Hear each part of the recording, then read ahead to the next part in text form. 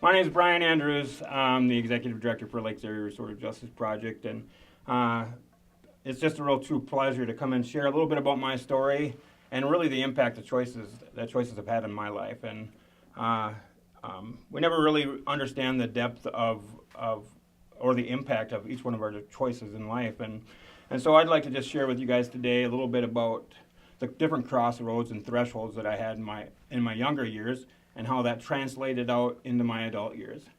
You see, as a child, I thought the greatest trauma I had experienced, because what I ultimately wanted to do is understand what led to the choices that I made.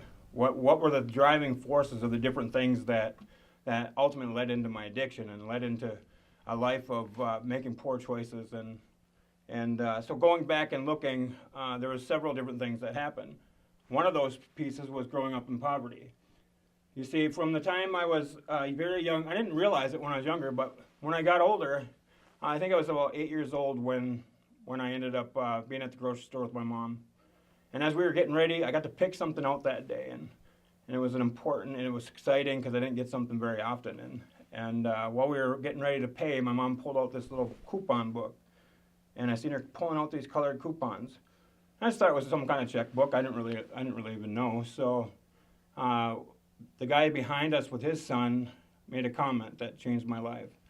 He said, "It looks like we're not just buying our groceries today. Looks like we're buying their groceries too." And I was like, what the heck is he talking about? And his son asked that same question, like, "What do you mean, Dad?" And he said, "Well, these people up here don't have money to pay for their own groceries. So they have to use services that we pay for to pay for those groceries." I never felt so small in my entire life as I did in that moment. You see, I was living a life. I had a lot of things going on the inside. I was struggling, connecting, identifying, and socializing with other people. But now I had another barrier. I was being defined by whether I could pay for my food or not. I didn't even want that treat that day anymore. I was just like, not interested at all. You know, as we go into school and you see kids being dressed up in the nicest clothes, I wanted to have that, but I didn't. Sometimes I had pants that were too short. Sometimes I had pants that were too long, and I always felt separated. And so as I continued on, trying to have a relationship with my father was another big piece. From the time I was very, very young, I remember spending time trying to get a hold of my dad. See, the impact of an uninvolved father was another one of those things that became a barrier and a challenge in my life. And so as I continued on, I come home from school and I'd be hurting and wanting to share that stuff with my dad, but I didn't get an opportunity to. And so I kept bottling this stuff inside. And so when I'm thinking about choices, one of the things I want to make sure I'm clear about is who in your life do you have that you can go to with anything?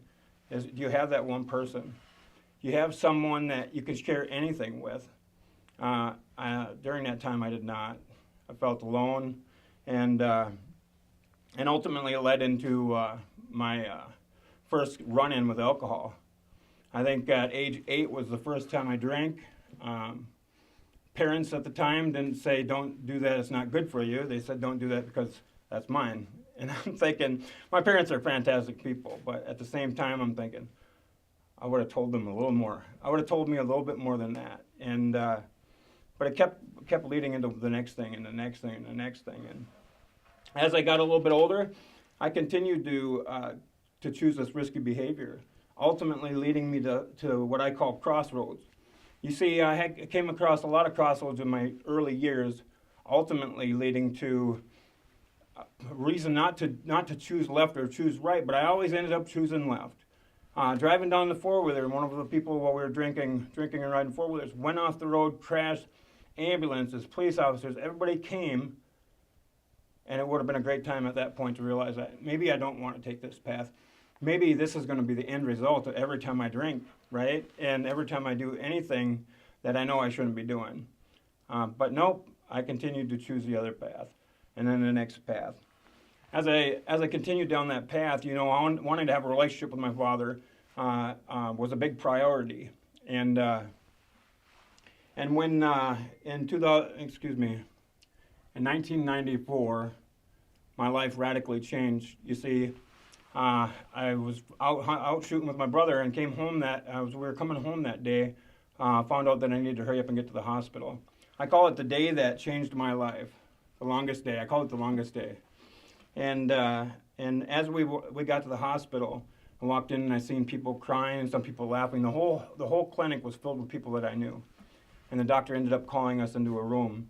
And in that doctor's room that day, he said, started talking about sodium levels and different things that didn't make any sense to me.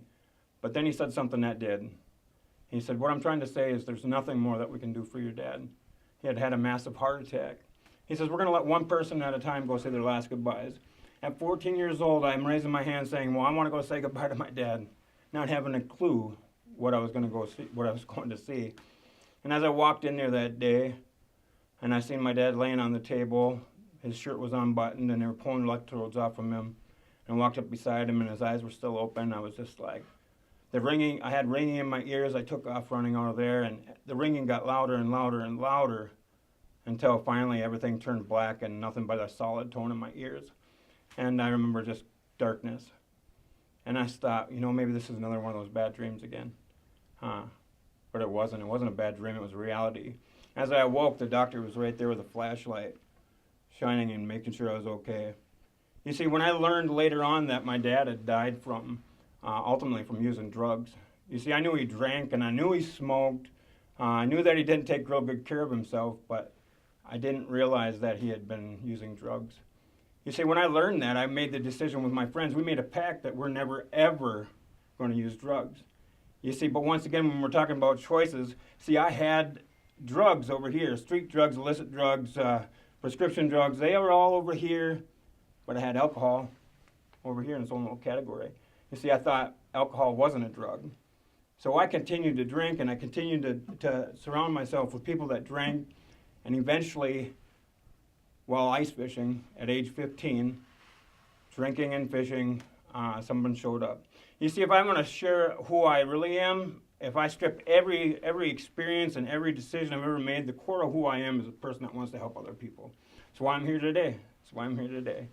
And in that moment, this guy shows up at the fish house and comes in, and I recognize this as a kid from school. And I'm like, okay, well, if he comes in and says, I'm looking for $5 for gas money because I'm almost out of gas.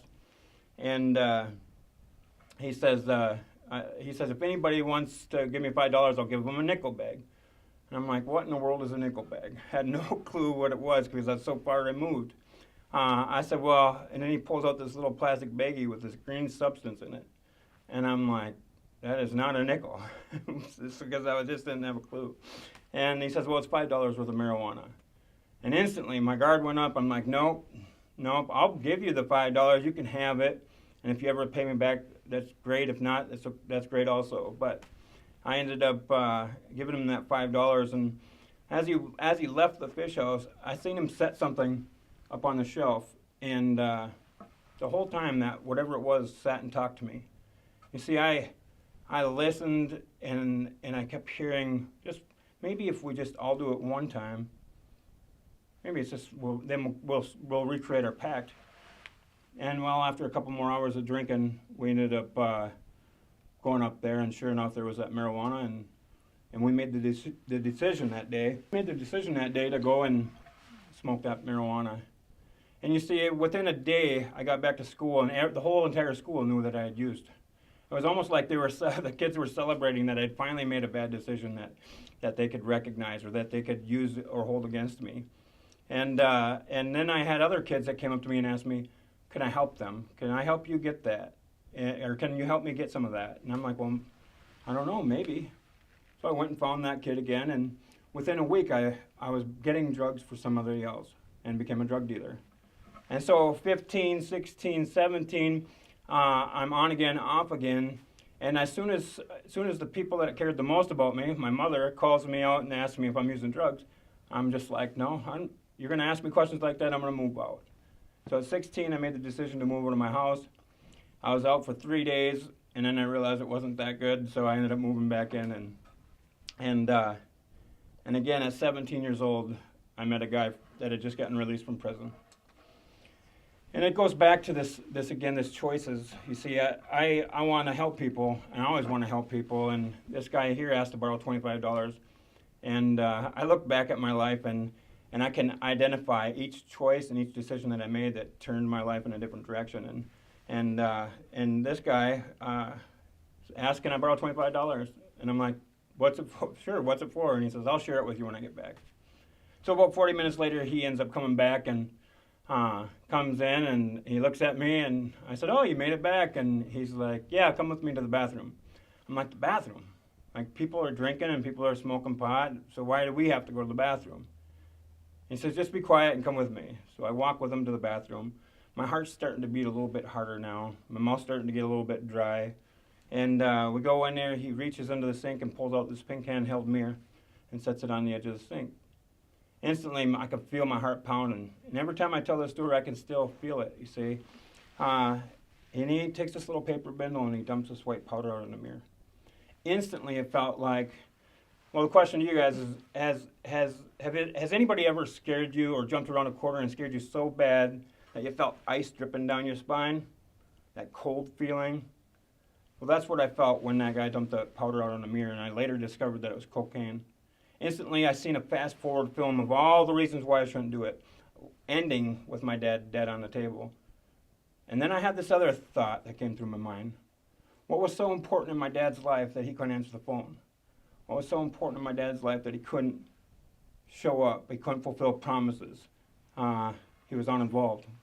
Must have been something magical. And that was the reason. That was the basis for my choice that day to ultimately use cocaine. And waited for something magical to happen, and it didn't. And so what do you think? Leave it well enough alone, right? If it doesn't work, maybe it just doesn't work for me. But instead, I give him another $25, and he goes and gets some more. Second time, I ended up getting high. Within a week, I was hanging out with my dad's old friends. Ultimately, it was like a badge of honor when I used it. You see, I'd been offered drugs lots of times, and I was able to say no. I would say, no, I only do pot. I only drink. And it continued to happen. But when I used cocaine that day, it was like a switch. It felt like I was on top of the world until the next day when I wasn't. And I went out to share the last little bit I had with an older guy that worked at the bar that we owned, and he said, "Come and listen to the band on Friday." And so I showed up on Friday night, which was just the following weekend, and the band was taking a break, and he said, "Okay, why don't you come with us? We're going to go for a drive." I'm like, "Okay." So I get in the car. I'm, again, 17 years old. I get in the vehicle, and we're driving away, and we go to this place, and all the guys there, except for the band members, were friends of my dad's when my dad died. So I felt like this connection to my dad. And so I ended up, we went into a place, and one guy says, "How many do we have here?" 1, 2, 3, 4, 5, 6, 7. He counts 7. And then all of a sudden, the guy over here says, "No, there's only 6. And so the guy turns around as he's dumping drugs on the table, and he looks back and he says, 1, 2, 3, 4, 5, 6, plus me, that's 7. And the guy says, "No, you guys know what happened to Brian's dad. He's not going to do any." And it was the first time that I felt this peer pressure, if there was any in my life. And it wasn't about them pressuring me to use it. It was about, what am I going to look like if I choose not to use it? Am I going to be an outcast? Am I going to be pushed away from the people that made me feel like I was close to my dad?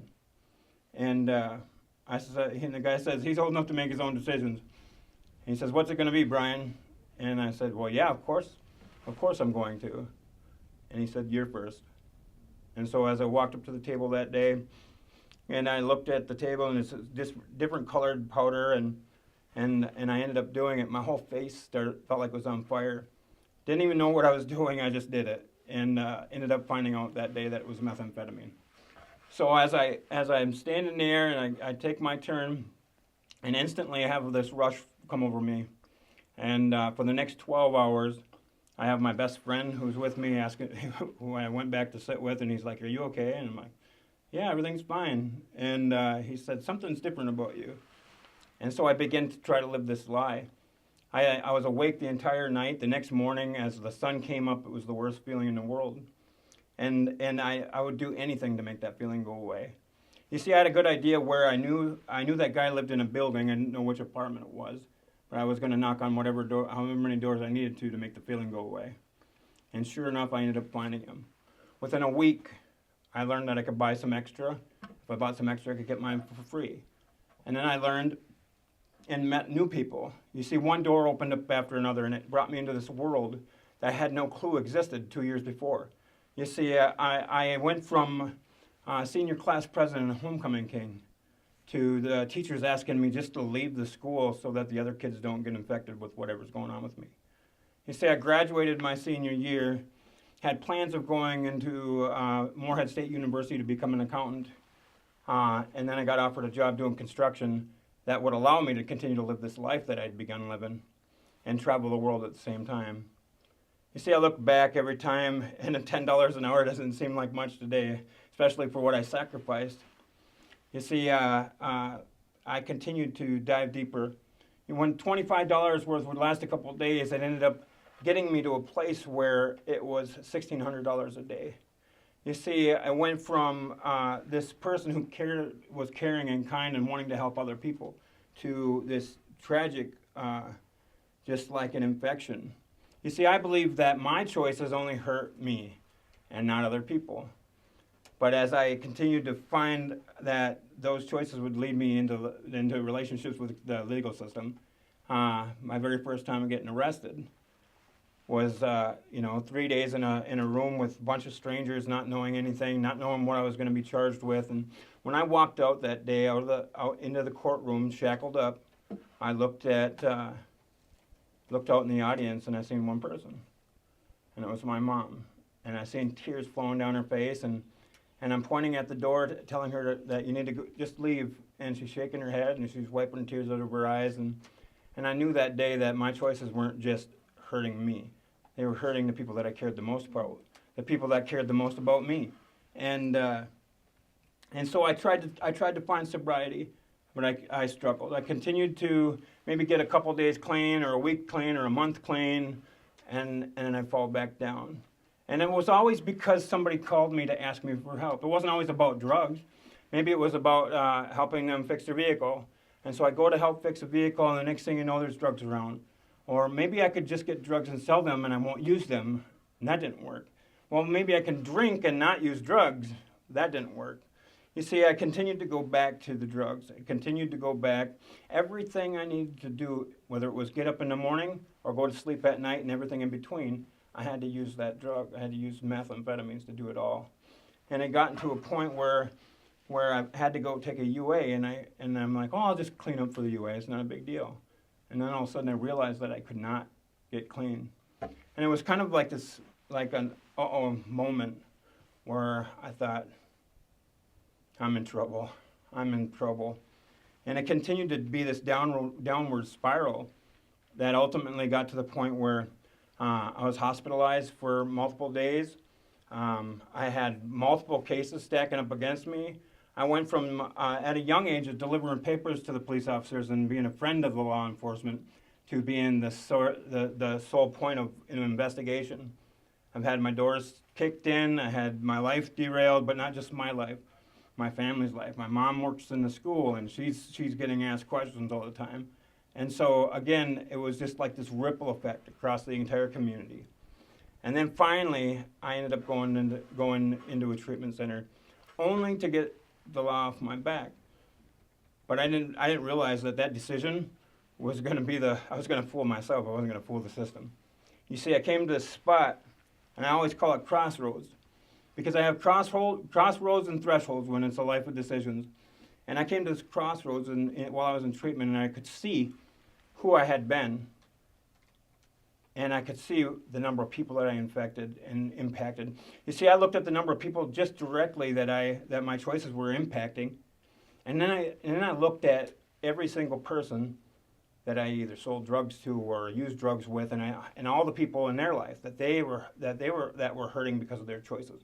And then eventually I started to see that the magnitude of what I was doing and the impact that it was having, not just in this community or this county, but multiple counties. And all of a sudden I was like, there's one thing I do know, is I don't want to be that person anymore. And that was my introduction, ultimately a real introduction to a higher power. So as I came to that crossroads, I got to discover other people that were figuring out how to work this recovery thing too.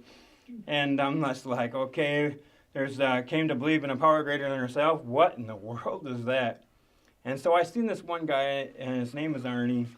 And Arnie seemed like he had this down pretty good. So I thought, well, I'm going to ask Arnie when nobody's around because that would be safe. And as I asked him, he said, well, let's just start with this. He says, you talk about your dad who's gone. Do you believe that he's in heaven, if there is a heaven? And I'm like, well, yeah. He said, well, why don't you start by praying to him and then see what happens? And so that's what I ended up starting to do. I started praying to just my dad. Because I wanted to have that relationship with my dad all along, so maybe I can have this relationship with him in the afterlife. And so I started praying to him. And it went from dad to father.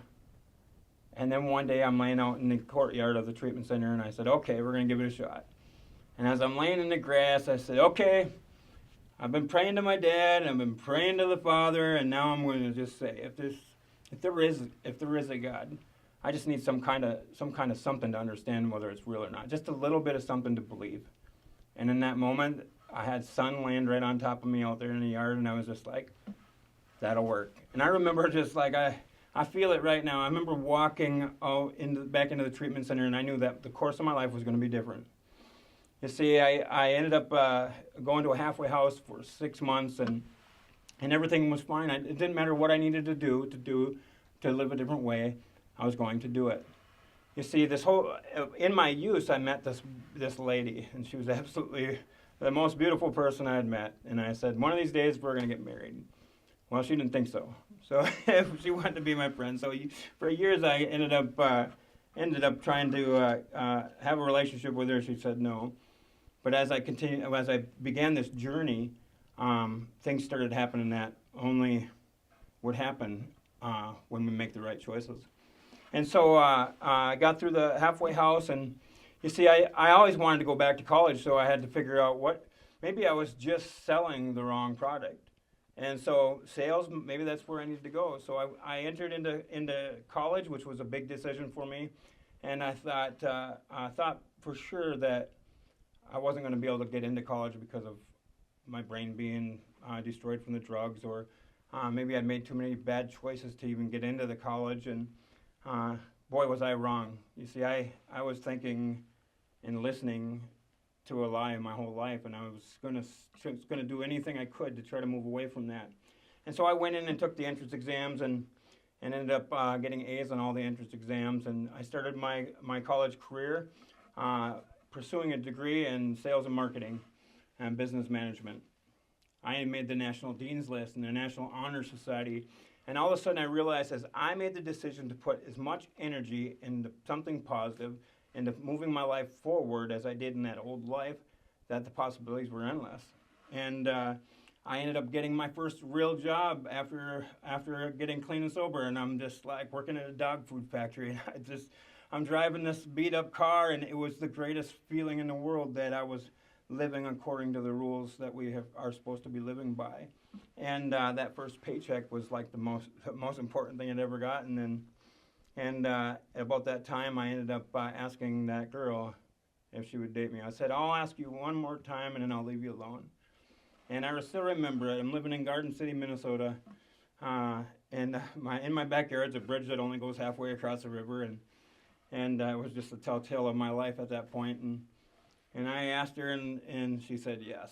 And it was like this amazing moment. I had to get off the phone with her just so I could run outside and hoot and holler and praise the Lord about it.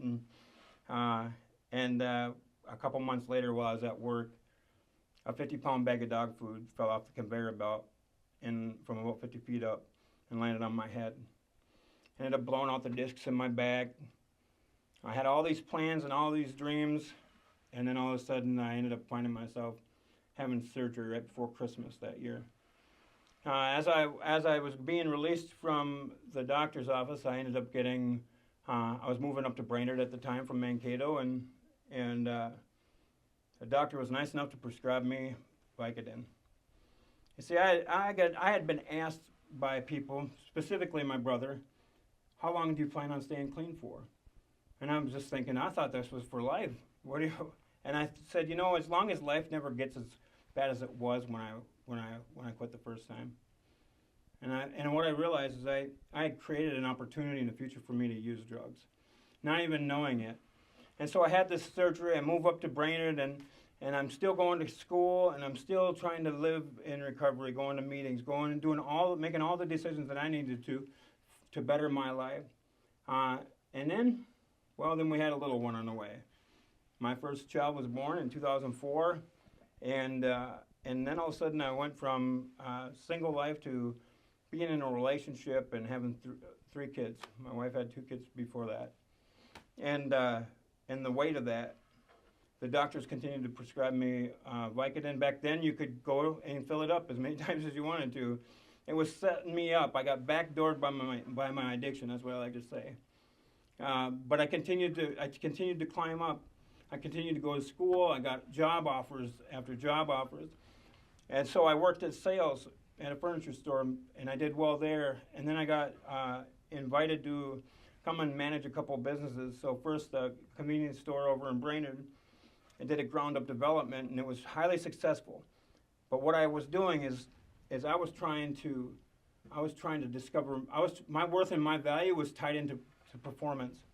And so as long as I could perform and achieve all that was important for this organization to demonstrate outwardly that I was had worth and value, well, then I was doing good.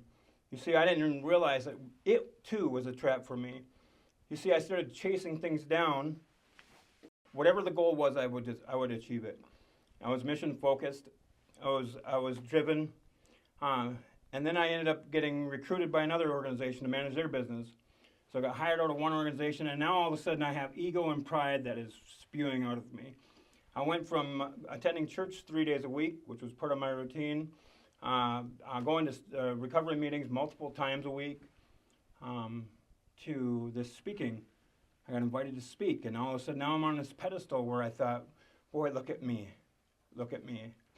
You see, I thought I was the gift to the world, and I had my own little title that I gave myself, and everybody was praising me all the time, and instead of humbly receiving it, I pridefully received it.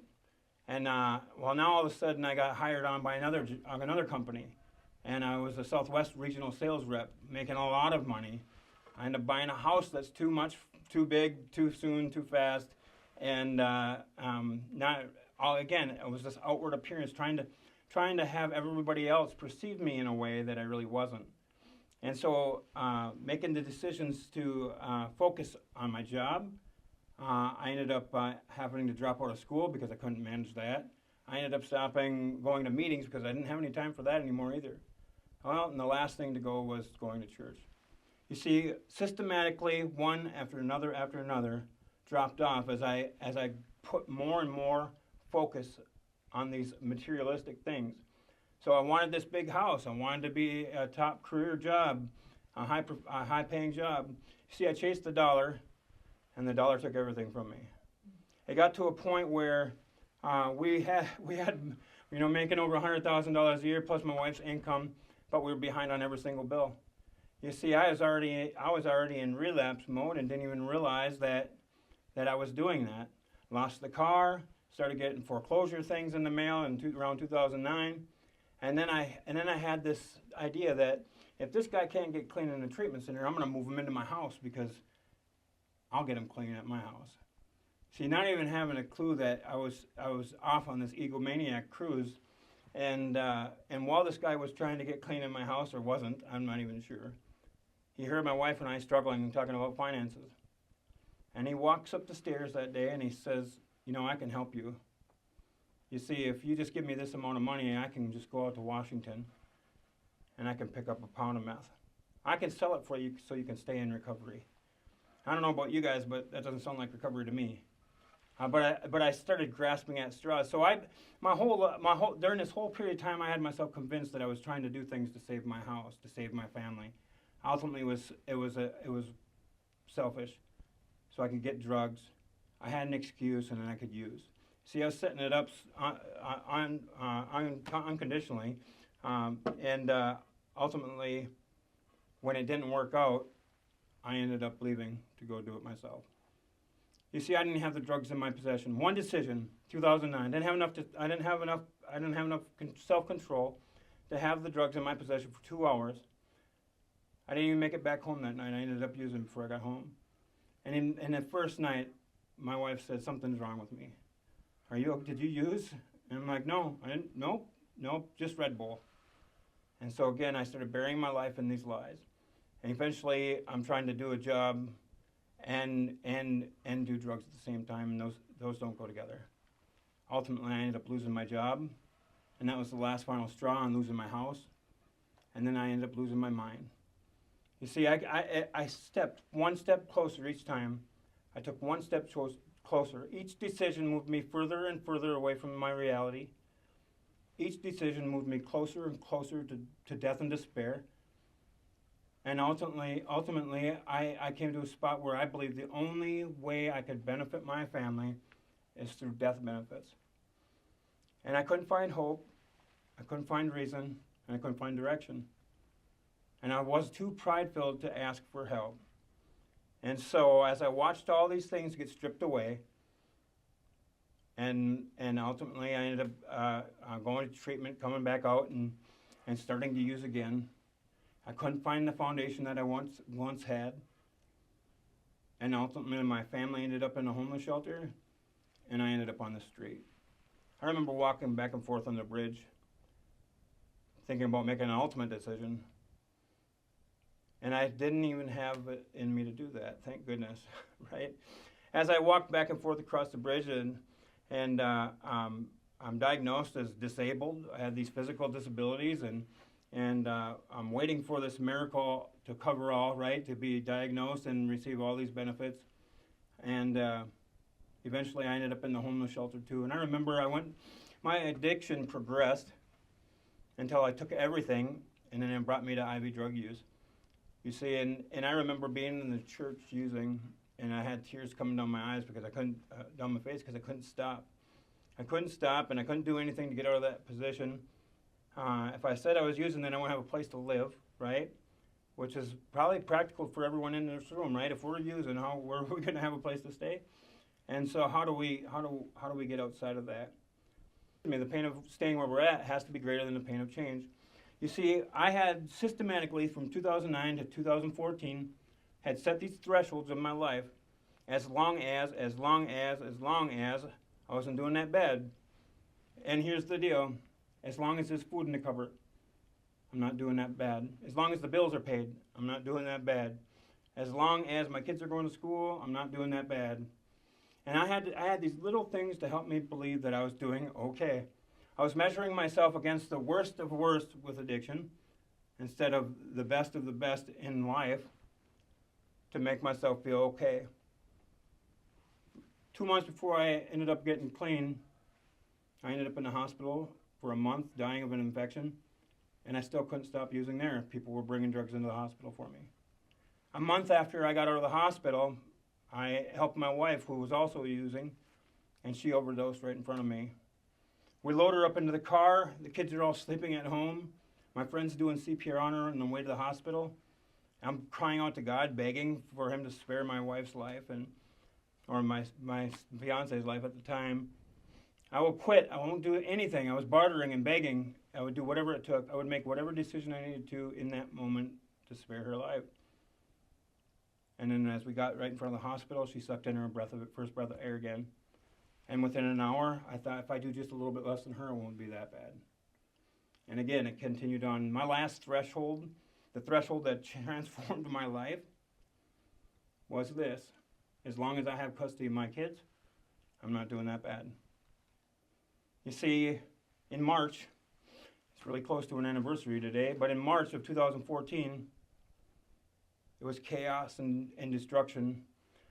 Kids crying, wife's crying, I'm crying, and my fiance crying, and I finally ended up having to just leave the house that day. And I walked down to the neighbor's house and I begged and I cried out to God, just let me die or give me an intervention because I can't do it. and went to sleep that night and woke up the next morning. As I walked back up to my house that day, as I was approaching my window, I could see my less than 2-year-old son standing in the window. You see, I realized something today that I didn't see then. As my son was staring out the window, he didn't even track with me. He didn't even acknowledge that I was walking by the window. Today, if I walk by the window and my kids are looking out the window, they're banging on it, they're making noises, they're making faces. My son almost looked right through me that day. And I came into the house and I took care of me, and then I took care of him, and then there was a knock on the door. And I looked out the window and I seen 2 squad cars parked out in front of my house. And I'm like, today's going to be a bad day. I ended up grabbing my son, I picked him up, went and laid down in the bedroom, put my hand over his mouth because he thought we were playing, something that he always wanted to do. You see, I said I never wanted to become as bad as my dad, but what happened is I became worse than what he was in my life. You see, it grows. Addiction grows from generation to generation. It doesn't get better, it gets worse. And so as I'm laying there thinking of all the things that are about to take place in my life, I can barely breathe. As the officers knock on the doors and on the windows and on the doors and on the windows, and then finally stopped on our bedroom window, and they said, "We can hear a child in there, and we're here to do a child welfare check. You need to unlock the door and let us in, or we're coming in." And I remember, you want to talk about making a decision, I remember that decision was difficult. They ended up, my wife ended up waking my wife up. She went and unlocked the door. They came in, and then the house filled up with officers, task force agents, social workers, probation agents. And as they walked around and seen where my life had become, you see, I might have had these different thresholds but if somebody was to look around the environment that everyone was existing in, because we weren't living, we were existing, they would have realized that that threshold had been met a long time ago. And so the social worker ended up coming to me, and this is the day that my life changed. The social worker said, "Okay, Brian, here's the deal. Your son's going to come with us today, and we're going to be grabbing your other kids out of school. But for your son today, you can help him remember this day one of 2 ways. You have the decision today to help him remember this one of 2 ways. One is you can hand him over and make it exciting and fun and help him to have a good transition. Or 2, we can pull him out of your arms, and he can remember it that way. Both ways are painful, but one way is more painful." You see, when I talk about the pain of staying where we're at being greater than the pain of change, this is it right here. As I'm handing my son over to the social worker, and he's crying for me and calling my name out, and I'm being ripped apart, and I'm thinking, why are you crying for me when I have not been a dad for you? You see, but he helped me to see me. As he was crying and calling to me, I could finally see who I was underneath all the things that I'd done. And so as he went away and I went to jail, I got to begin my life. I got out of jail and I thought, you know what, I'm gonna transform my life, but that's not how it works, right? I began trying to build my life, and there was barriers and roadblocks and more barriers and more roadblocks. But one thing happened is the first day I got out, I got invited to church. I got invited to a church by a guy who was also my peer, and the power of having a positive person in your life, and making the decision to go, right? And so I went, and as I walked through the door that day, it was just an amazing experience. I expected to start on fire. I figured all of my decisions and all the things I'd done, I expected to start on fire when I crossed the threshold. But what I got met with is a different kind of fire. I got met with the Holy Spirit fire, with someone saying, "Brian, we're so happy that you made it back. We've been praying for you for years." And instantly, like, I felt this old life fall at my feet. Now I didn't stay sober from March 14th until May 21st. I continued to struggle until finally I'd reached a point where I just said, I'm done rolling the dice. It was a big decision that I made that day. And I struggled because at every door that I came to, every barrier, the stigmas that surrounded me, trying to find housing, trying to rebuild this life, and everywhere I came, every direction that I went, I came up against resistance. And finally, I got to the point where we all know it's a big enough chore to try to get clean and sober and stay clean and sober. But to find housing, to prove that you're mentally and fit to be a parent. And through this whole process, I discovered that being a parent's not a right, it's a privilege. And learning the skills, regardless of what the outcome is going to be for yourself. Learning the skills. And so I ended up in May when I had enough. I just called it out and said, I'm done. I'm done rolling the dice on my life. I'm done rolling the dice on my children's life. I'm done rolling the dice on their future, the community's future, and everything else. And today, I put my stake in the ground and said, from today forward, I'm going to do everything it takes. You see, I was facing 48 months in prison. That was their offer. They offered my significant other drug court, which I was resentful for, and they offered me 48 months. So I planned on going to prison. It was hard to try to build your life and build the relationship and get your kids back, and know you're going to prison in 6 months, 8 months. And so I came to this realization, which is impactful and can be impactful in your life too. And it's this, that regardless of whether I do or I don't get my kids back, regardless of whether I do or don't go to prison, what I am going to do, starting today, is I'm going to put one foot in front of the other. I'm going to set goals, small, medium, and large, and I'm going to start pursuing them. The storms are going to come, the resistance, the barriers, everything's going to continue to come at us. But what I can do is I can put one foot in front of the other and continue to walk in that direction. And as I began to do that, all of a sudden I discovered that I reached one goal, and then I reached another goal. And then all of a sudden, I remember I was probably about, 2.5, 3 months clean. At probably 2.5 months, my significant other was in inpatient treatment, and as I was walking to a meeting, this car pulls up and it's this guy, and he says, "Hey, I got a great deal for you." And I knew what he was talking about. He had some drugs for me, and it was the best price I'd ever heard, and as much as I wanted, and I could get it all at no charge or up front. And I remember it was just a successful day that day. I looked at him and I said, "Well, you know what? You're right. That's a great price. But guess what?"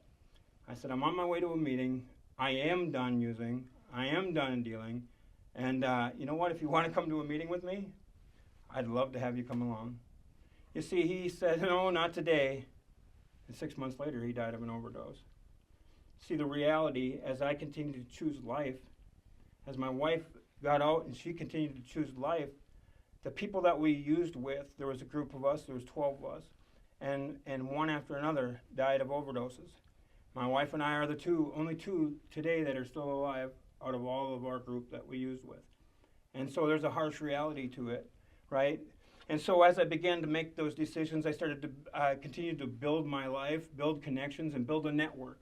You see, making these decisions to be better, do better, and help and serve, and all of it together. I discovered along the way that some amazing one-liners that I think are always good, right? Show me your friends and I'll show you your future. You see, when I'm thinking about what we just said, right? Show me my friends. My group of people are no longer alive. Well, that's my future if I continue to use. And so I surrounded myself with new friends. And I walked into a meeting at 8 o'clock in the morning, and it was the happiest group of people I've ever met. And I'm like, "Do you guys know me or something?" And they said, "Well, are you here for a meeting?" And I'm like, "Yeah, then I guess we do." And it was just like, okay. I could barely say pass when it was my turn during that time. But each time I had people pouring into me, people speaking life into me. And a guy said, this one guy who was still a mentor for me today says, life is like a buffet table. He says, as you're coming around to meetings or you're going around groups of people that are doing good things and they have something that you want, it's a buffet. As you build your life, take a little bit of this and a little bit of that. And today, who I am in front of you is a little bit of this person, and a little bit of that person, and a little bit of this person, that all people who have poured into me today. And so as I continued on. We hit this 5-6 month mark, and we had done everything we needed to do to get our kids back. We had gained positive relationships with social workers and community members, and community leaders, but we couldn't find a place to live, right? 36 times. 36 times I filled out an application and was told no. 36 times that I told them the truth on my application. And 36 times I toured a place only to get told no at the end. Those barriers, those stigmas, our backgrounds that continue to follow us forward. But I wasn't going to build my new life on a foundation of lies. And I remember the first second chance that I was given. And as I was actually in the middle of spending time with my kids in a supervised visit, and I got a call from my helper, and they said, you know what, there's another place that just became available. You want to go check it out? And I'm like, nope. And my kids were like, maybe this is the one. Maybe this is the one. And so I went. And I jump out of the car, and I start to tell them about my life, and all of a sudden they were like, or I introduced myself, and she says, what would your last landlord say about you? And I was just like, nothing good. You see, I had a moment of like a millisecond where I thought I could tell them I never rented before. This is the first time. But again, I had this belief that regardless of the outcome, I wasn't going to live a lie. And so I said, nothing good. I said, I'm trying to find a place to rebuild my life because we had been evicted for drug use, and our kids were pulled out of the home, and we're just trying to get a fresh start. And so we did the tour, and I called it the tour because it's like a ride. When you're done, they say goodbye, and this time they said they would rent to me. I remember being given that key, and as I was on my way back to where my significant other and the kids were at, I seen I got on the phone, I called my social worker, I called the guardian ad litem, and wanted to tell them all. And I walked into the house that day, and I pulled out the golden key. It was like a sword. And everybody's laughing and cheering and exciting, and tears falling down. And that was the beginning. You see, that was the beginning, because I thought if I can get a place to live, then I can do the next thing that I thought was not possible. And the next thing that felt not possible was going back into the workforce. You see, I didn't think that because I was disabled, that meant that I couldn't work. You see, I'm disabled, I can't work was something I used often. But one day while I was walking down the staircase, I received all the feeling back in my legs. My son walked in the door and he said, hey, Dad, did the check get here yet? And I'm like, what check are you waiting for? And he says, well, whatever check comes all the time. And in that moment I realized that's what he's learning from me, that this check's just going to show up. And in that moment I ended up getting feeling back in my legs. I had gotten offered a job from Northern Pines. I'd gotten certified as a peer specialist, but I wasn't going back to work. And after I had the feeling back in my legs, I was left with the thought, now why can't you work? And I ran down the stairs, and I told my significant other what had just happened. She says, what are you going to do? I said, I guess I'm going to work. An hour later, Teen Challenge called, and I ended up taking a job working at Teen Challenge. In that process of going back to work, I got to discover that all the experiences, good, bad, and indifferent, could be used to help other people find their way. You see, I thought I'd wasted these years of my life only to discover that those were the exact things I could use as tools to help other people find hope, direction, and purpose in their own life. And as I started to discover that, opportunities started to open up. And one of the greatest gifts I learned was the gift of service, the gift of helping others, because in that comes connection with others and the community. And community is an important part of all of this journey, whether it's around drugs or whether it's around just trying to rebuild a life. Community is important. And as I discovered that gift of service, I also got to find more things out about myself that helped me to continue to grow and develop and learn, grow, and launch in my own life. And so some of those things that I discovered is that there's no growth in the comfort zone, and there's no comfort in the growth zone. And so when I heard that the first time, I'm just like, okay, all right. So anytime I'm uncomfortable, that means I'm heading into the growth zone. And it was an opportunity to identify. A lot of times when we hit discomfort, we want to turn the other way, right? And it steers us. But I have learned to take that discomfort on full force. To be standing in front of a group of people at any other time in my life would have been something that I'd never been able to do. But today I challenge that discomfort, and I challenge the idea of failure, and all of it helps me to become who I'm supposed to be. And so as I continue to learn, I continue to connect, and I continue to grow, and continue to make the next right decision for my life and the life of other people, I discovered that new doors were opening. You see, when we get comfortable making bad choices come easier and easier and easier. It's a snowball effect. And so when we try to make a good decision coming out of the bad decisions, it's difficult.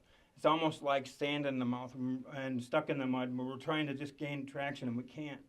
But as we do, it becomes a little easier and a little easier and a little easier. And before you know it, making good decisions is the easy one. And when the bad decision is you're faced with making one, you're going to question it.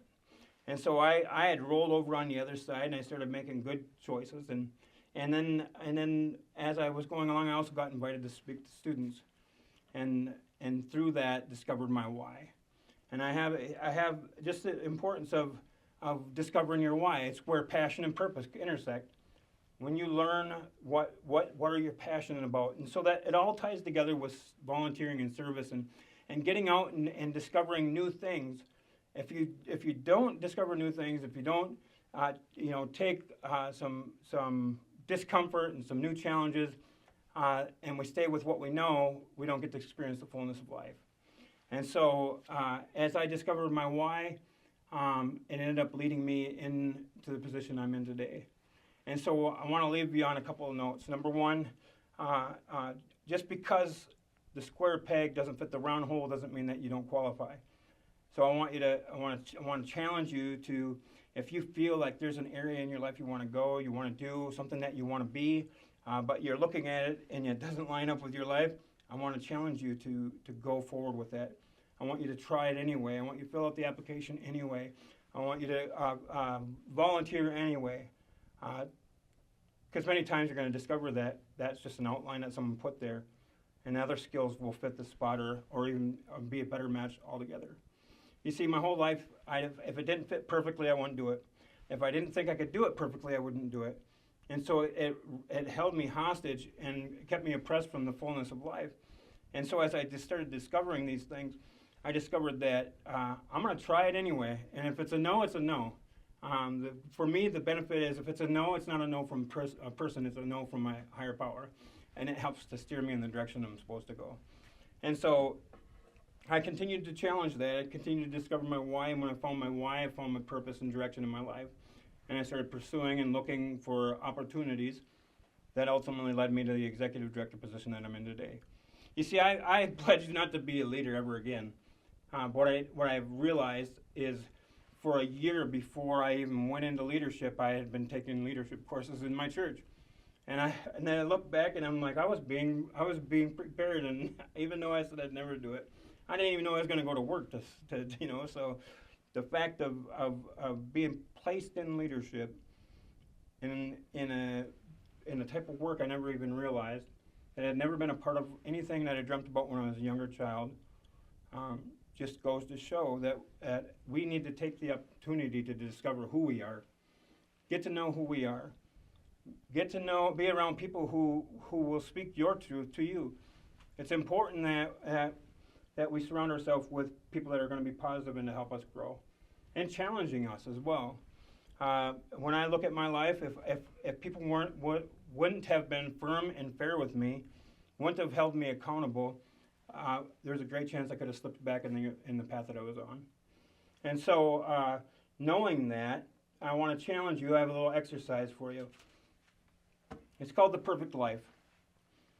And so, what I would like you to do is, because we all think that where you're at and where I'm at aren't possible. Because I'd sat in the seats, I've been in the position, and I looked at other people who were living this life that I thought, no, it's fabricated, it's not possible. So what I want you to do is take some time to write out, if you could live the best life or the perfect life for you, all the details. I want you to dream big, all the details, whether it's from careers to travel to education or experience. I want you to write it all in there. And then I want you to fold it up and I want you to put it away. And then I'm going to challenge you to take the next step, and the next step is an investment opportunity. If I told you I had an investment opportunity that would radically transform your life, with a guaranteed return that would radically transform your life, would you just be pocket change investors, or would you be all in? Yeah, all in. And so today I want you to know that you are that investment. You are the investment every minute, every thought, every action, every relationship, everything that you do from this day forward, going towards the dream life you talked about, is an investment. And I want to tell you that I can guarantee as you pursue that, if you walk through and talk to all the different things that I spoke about today, your life will be radically different in a year.